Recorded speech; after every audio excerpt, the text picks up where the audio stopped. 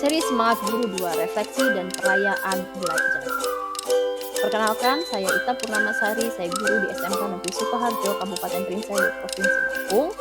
Kita akan belajar motivasi dan merdeka belajar. Motivasi adalah dorongan diri dalam mengerjakan serangkaian aktivitas untuk mencapai suatu tujuan. Motivasi jadi kunci karena motivasi adalah energi yang dibutuhkan dalam mengembangkan dan melaksanakan strategi apapun untuk mencapai tujuan.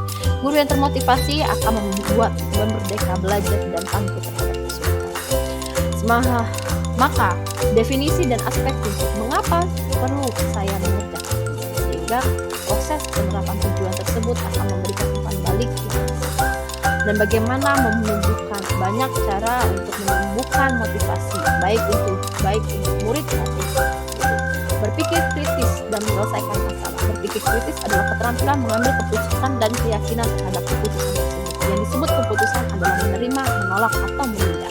Berpikir kritis merupakan proses mental, artinya kemampuan ini sudah terprogram di otak kita. Walaupun kemampuan tersedia belum tentu terakhir. Nah, berpikir kritis adalah kunci penyelesaian masalah. Dan masalah itu perlu dilatih. Tahap pengembangan berpikir kritis adalah mencari fakta atau opini, bertanya sebanyak mungkin metakognis, sehingga praktek ini akan efektif menyelamatkan kita dari cara berpikir cepat dan tidak terkontrol. Kreativitas dan inovasi. Kreativitas intinya adalah menemukan ide yang baru dan orisinil atau unik dan tidak sama dengan apa yang sudah ada. Dalam belajar untuk menjadi kreatif, kebaruan ini dapat dilihat sebagai baru dibandingkan pemikiran kita sendiri di masa lalu. Membangun kebiasaan kreatif dalam course ini artinya terus-menerus sehari-hari berpikir dan bertindak secara kreatif. Tindakan kreatif sehari-hari ini dilakukan dalam hal-hal yang sederhana maupun kompleks. Berpikir kreatif dan inovatif menghilangkan mispersepsi, membangun kebiasaan kreatif. Pernah versus terbiasa. Kritik belum tentu mendukung ide berkembang, memuji ide belum tentu mendukung pengembangan ide. Kreativitas bisa dalam bentuk pemikiran, bukan hanya seni. Aspek supaya melatih kebiasaan ini jangan menghakimi, tertempel pada kebiasaan lama dan menggunakan kebiasaan tujuannya. Praktik membangun kreatif banyak untuk guru maupun untuk murid. Empati dan perencanaan materi pembelajaran. Apa itu empati? Kemampuan untuk memahami perasaan, pikiran, dan keinginan orang lain, namun pada saat yang bersamaan tetap terpisah dan menjadi diri sendiri. Empati diri sendiri itu dipengaruhi oleh faktor kognitif maupun faktor afektif.